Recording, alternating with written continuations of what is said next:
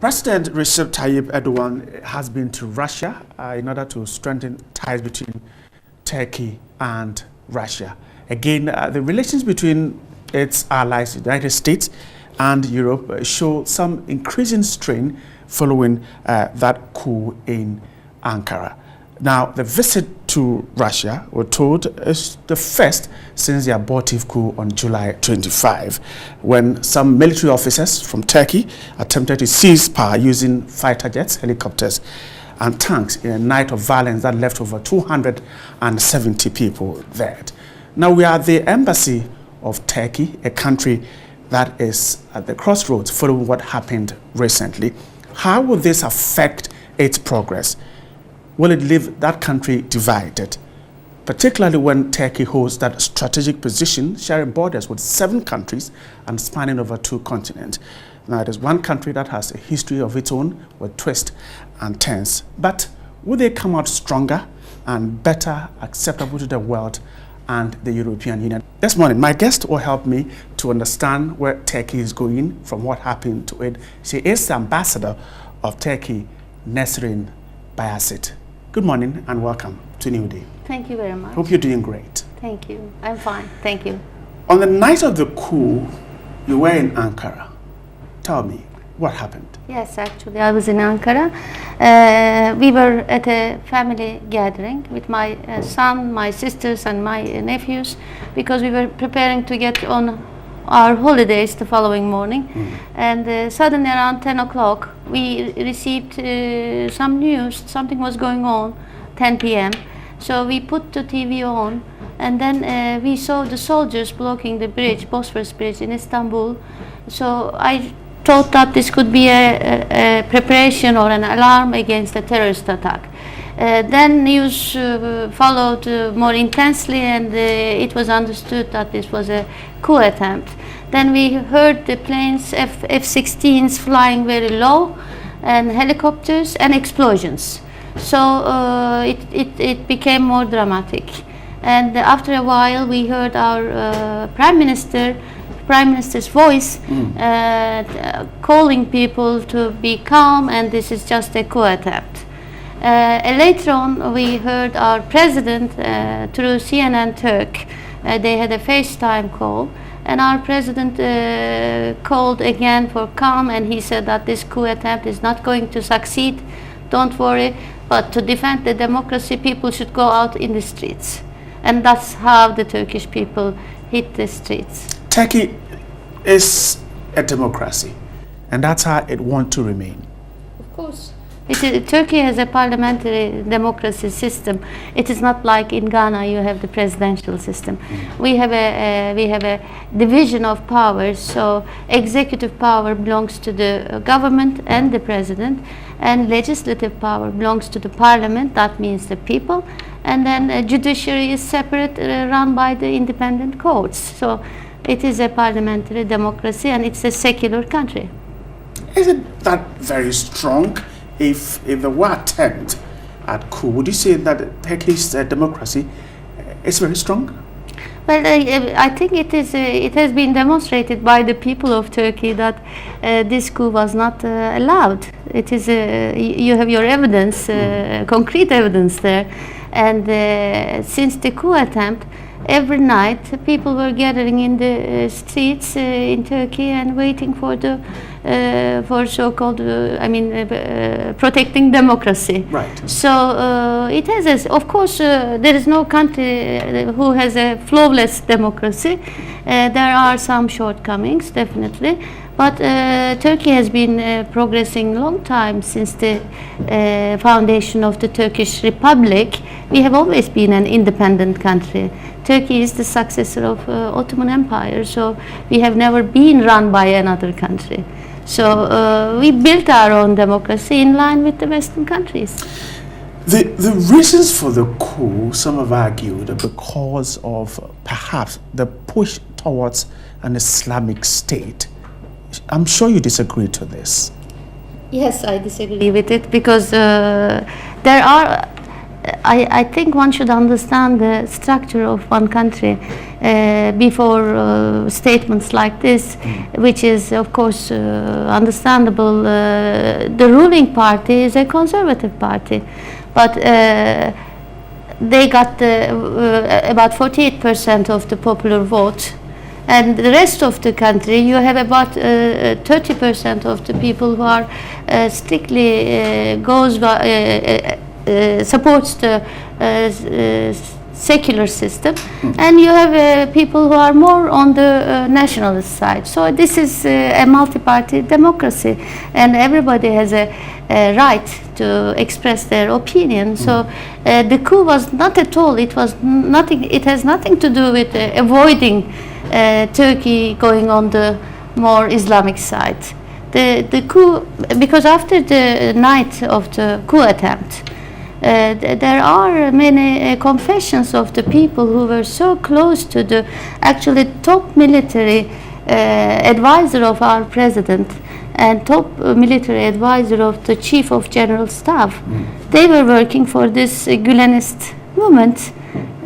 The coup, there is no doubt that the coup was staged by this organization. It's a deep network, and we declared this group as a terrorist organization in Turkey, and it's called Fethullahist terrorist organization. So it is deep down in every institution in Turkey, and it has been going on a long time. They are in security, they are in judiciary, they are in gendarmerie, military. So the coup attempt was actually carried out by a renegade group of generals in the army with the help of the others. How would you react to the fact that this group has denied being behind the coup? Well, I don't think any group will, if it is successful, had it been successful, it would have been different. But when it is unsuccessful, of course they wouldn't accept that they were behind this, because in any democracy, I think it is fair to say that a coup attempt should not be without punishment. You need to invoke the laws, and you have to do everything within the rule of law. So we are trying to do that. For you, the coup was to remove the current party rule in Turkey. That's how you see it. That is not. It's not only to move the ruling party, but it's also to harm the whole democratic system in Turkey and bring, on the contrary, like you were asking before, according to many reports, Mr. Gulen was planning to come to Turkey like Ayatollah Khomeini came to Iran many years ago. So to bring actually Islamic State to Turkey, and they call themselves followers of moderate Islam. What is moderate Islam? Is there a definition of it? No. Today's moderate Islam could be tomorrow's radical Islam. There are many examples in international fora. So for Turkey, the Turks foiled the coup because of their love for democracy. This is it's the people and those who are loyal to the government. Of course, without the help of the army, security and the intelligence service, it would have been not possible to such an extent, because you need people on the ground. So people actually, when they went in the streets, they went on the tanks and they disarmed the soldiers, and they were shot at. As you mentioned, there were around 240 actually dead people, and around 2,000 wounded, and 46 or so from the coup attempter side lost their lives. So it is the people, but to carry out, I think this is very important to understand that when you see the coup is not going well, then you can also change sides, or you can be tempted to go along with the coup. So that night, our generals were missing, commanders were not there. They were kidnapped, and the chief of general staff was kidnapped. So it was very dramatic. It's not like a small event that there was a coup attempt and everything was over, but it was a seriously bloody junta. Where is Turkey after the coup by way of strengthening democracy? Where is Turkey? Well, there was a big rally in Istanbul and all the other 80 provinces in Turkey on Sunday, the past Sunday. There were about 5 million people in Istanbul and millions of people in other cities. This was about the protection of democracy and also commemoration of the martyrs who lost their lives during the coup attempt.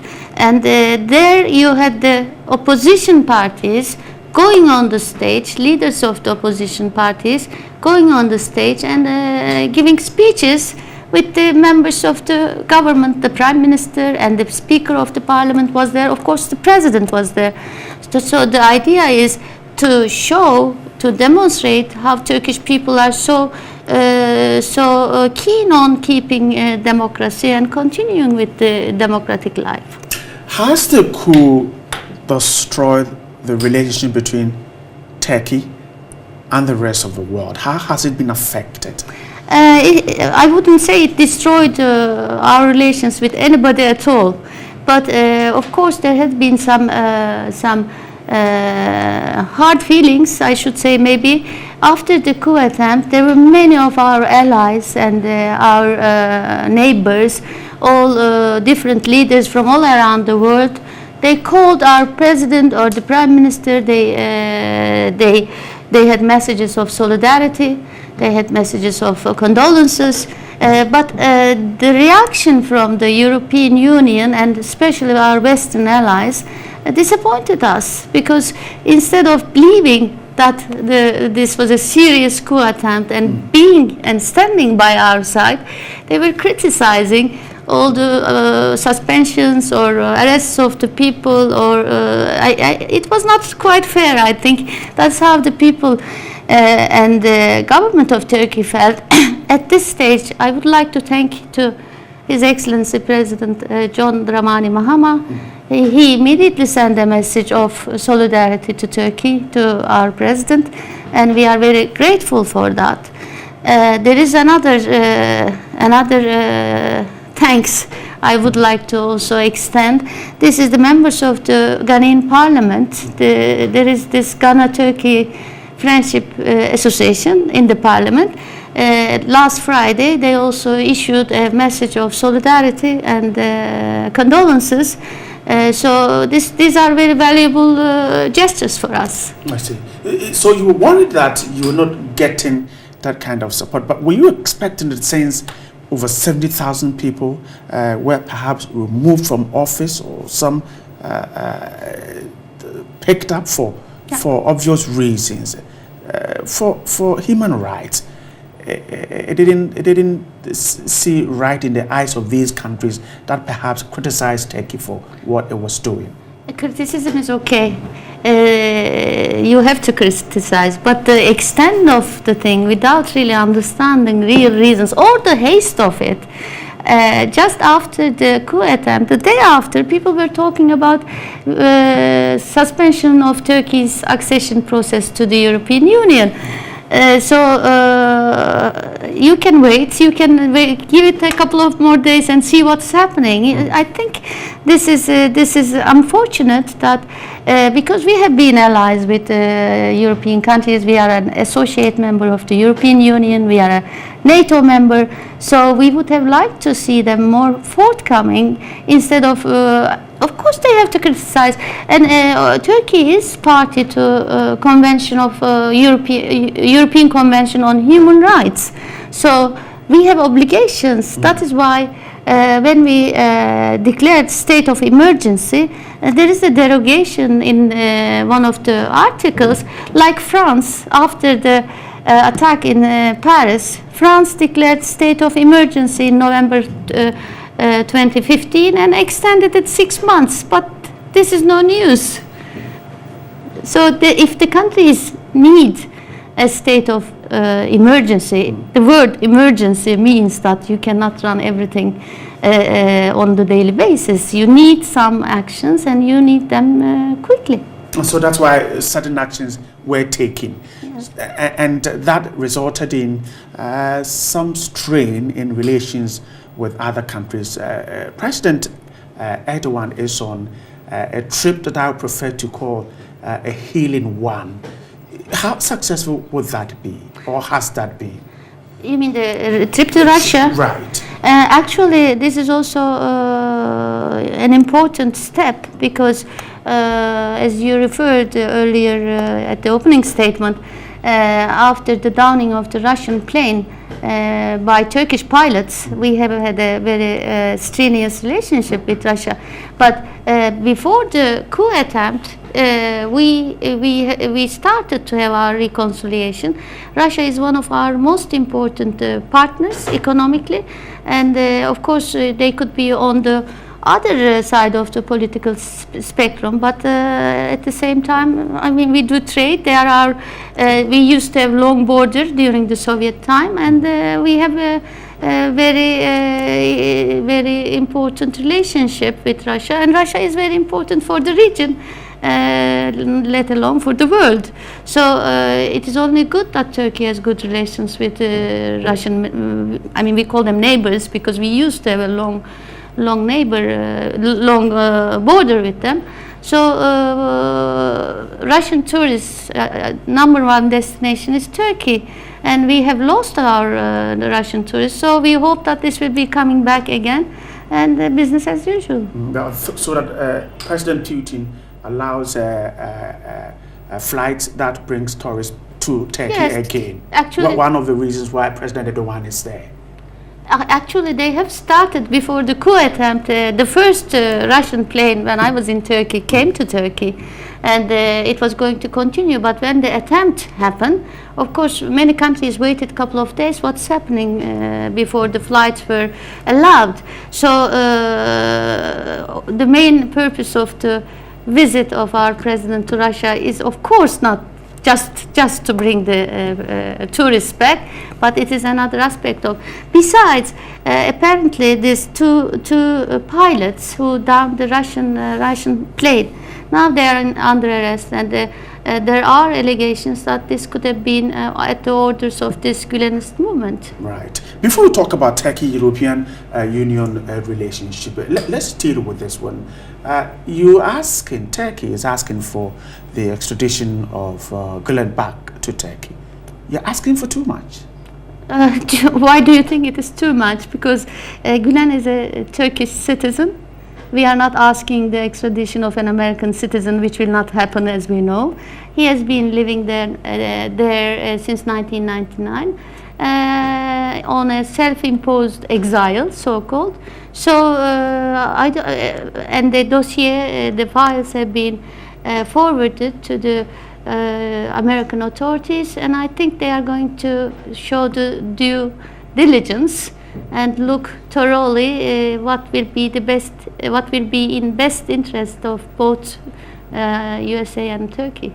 And Turkey is sure America will respond to the request? They have to respond. But we will see what the legal process will bring. Both sides has to see the process through. Great. I'm talking to the ambassador of Turkey, Nesrin Bayezid, on what has happened in Turkey development there, and also moving into Turkey-Europe relationship. Madam, once again, welcome. Now, the European Union and Turkey, perhaps one could say that there was a smooth transition of Turkey to join the Union. Has anything changed? Well, actually, Turkey-European Union relationship is one of a long story. Our first agreement goes back to 1963, we have an association agreement with the European Union, but then it was not European Union, it was economic communities.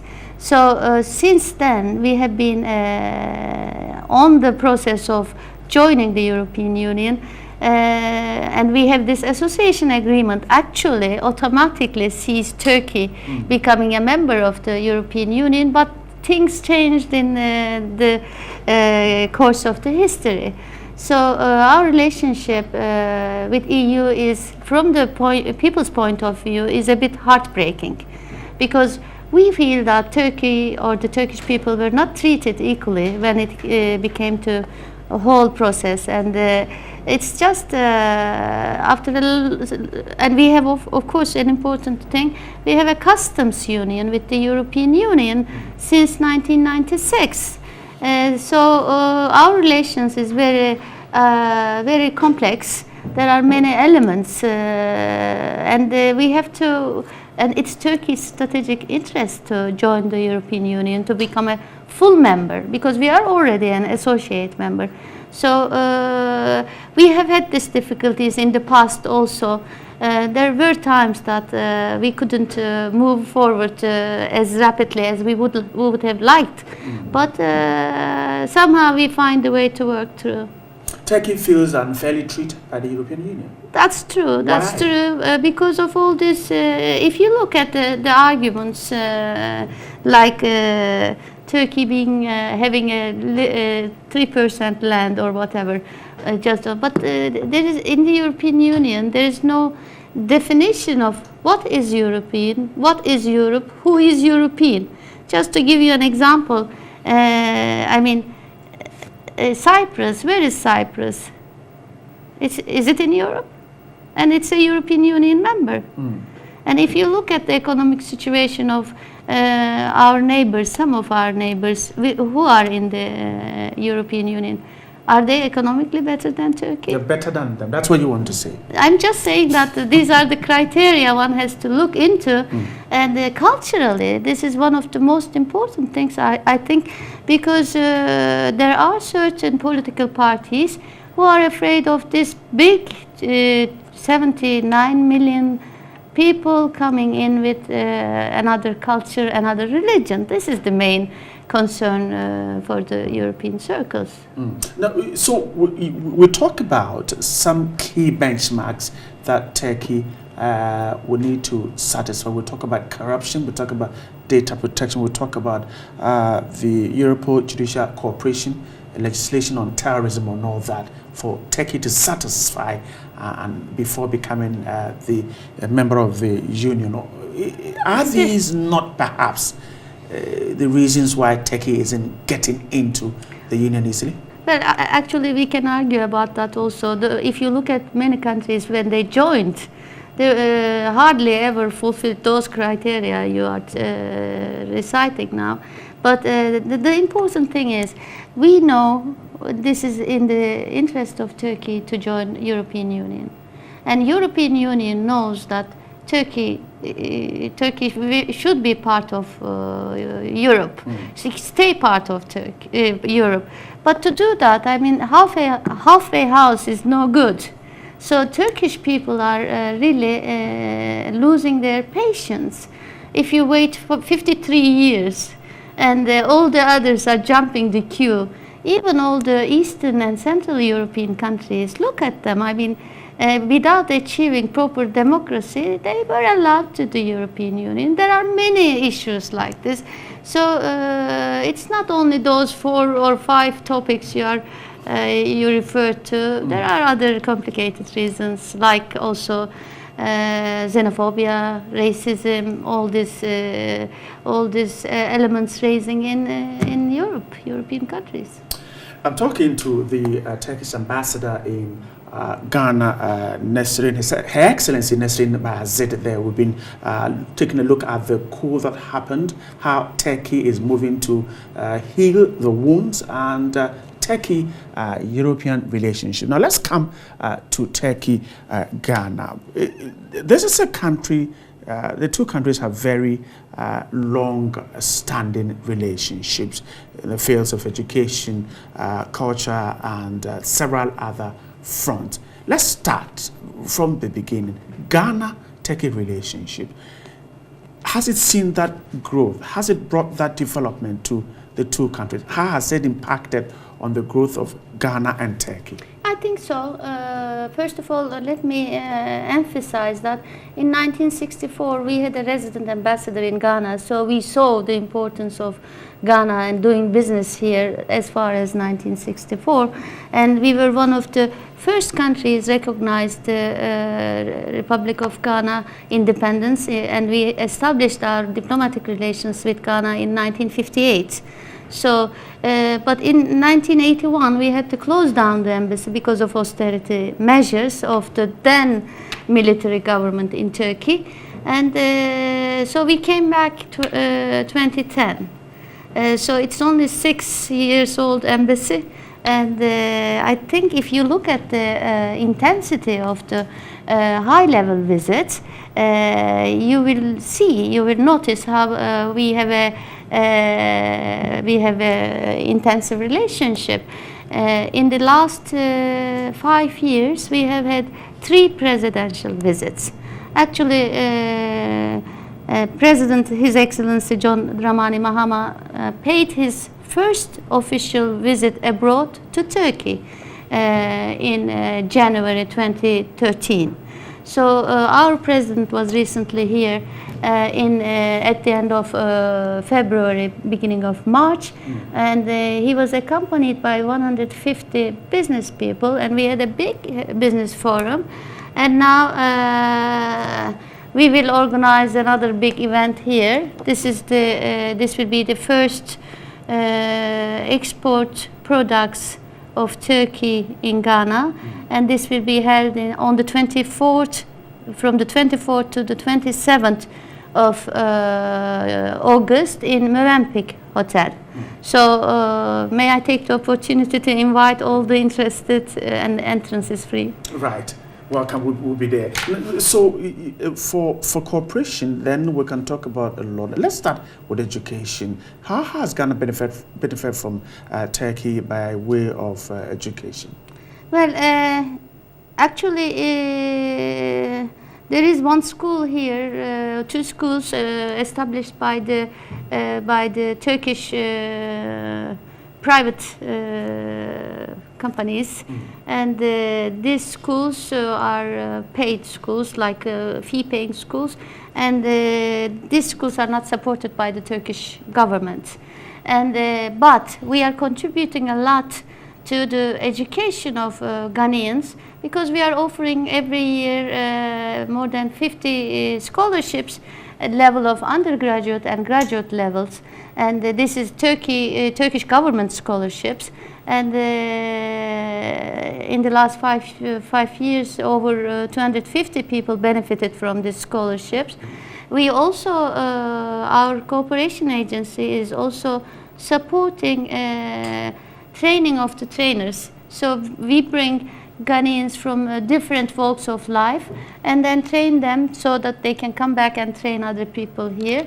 So this is a contribution to the education here. To the education front. And there are also other NGOs offering scholarships, and we have a number of Ghanaians in Turkey. You spoke about and showed us the invitation to the Turkey discover the potential there, which means that business between Ghana and Turkey is seeing some boost. But we're talking about Ghana-Turkey trade from its first half. We're talking about $1 billion mark to about $1 billion by 2020, and the consensus that perhaps what has happened in Turkey might affect our ability to achieve that target. I don't agree with that because already this year's statistics are better than last year's statistics. In the first 6 months, we have done better than 2015 first 6 months. So we compared and now if it goes like this, at the end of the 2016, Ghana might be our second big trade partner in sub-Saharan Africa. So last year it was the 4th. And of course you will understand that initially people has to be careful and look at the things and see what's happening. But our economy, like in any other case, affected negatively for a while, but now everything seems to be under control. But it is a process, it is a transition, and I'm sure Ghanaian people will also take their time and see what's happening. But so the fair is at a very right time. Great opportunities for yes, people yes, to see because what this happening. it's also Ghanaian promotion center, export promotion center, for instance. They see Turkey is one of the countries. Ghana's exports are increasing, so they are going to participate in international Izmir fair, which will take place on actually around the same time, and they will be a big participation from Ghana. Let's stay on the business front, and particularly the energy sector. We know Ghana is benefiting from the car power deal. Perhaps a bit on that. Yes, you know how car power deal was a real ordeal for a while, I should say, and but eventually it worked. And it's better that they are going to bring a bigger barge soon. It will be producing like 450 megawatts, and this deal is on the way. There are also other Turkish energy companies. There is another one called Aksa, and they are building a power plant here. And their investment is, I think, if I'm not mistaken, $200 million, something like that. And they are also investing in bringing generators to Ghana. So this is Turkish contribution to get away with Dumsor. Let's quickly jump to the agri sector. Of course, one of Ghana's main difficulty has to do with getting lands irrigated for farming.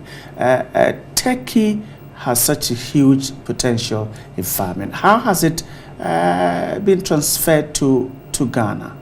I think this is one sector we should look at closely. So far, we don't have any real big farming projects here. Some companies tried, but it didn't work.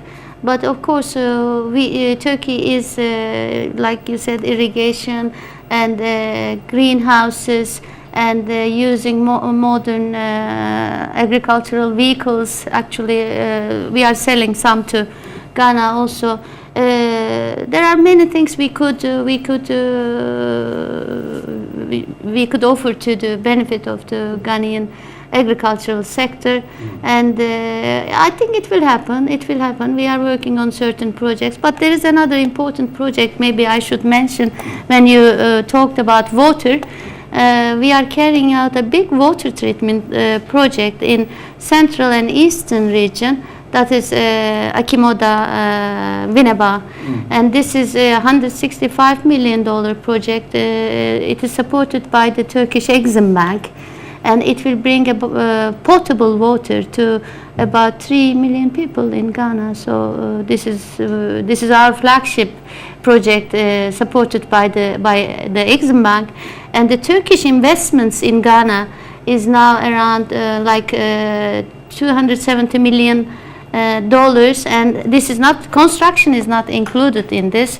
And if you look at the construction sector, Kotoka International Airport Terminal 3 is being built by a Turkish company, MAPA, and there are other projects in the pipeline. Finally, in the next 5 years, how would you want to see Ghana-Turkey relationship? To what level should it have developed to? Well, certainly we will achieve the target of $1 billion trade volume by 2020. So if you say 5 years, I think we will surpass that. And there will be, depending on the, of course, I shouldn't forget to mention the global economic conditions, and of course the economic conditions in Ghana, political situation. You know, there are many elements that you have to consider before making big statements. But we are on the right track, and I am sure we have a great potential, both countries, and we should work on a sustainable trade, not one-way trade. Both countries, I mean, we should have a balanced trade, and I think we can manage that. I'm grateful for your time with us. Thank you. Her Excellency Nesrine Bayasit is the Ambassador of Turkey in Ghana. We've been talking to her on several issues between Ghana-Turkey relationship. That's it for now on New Day.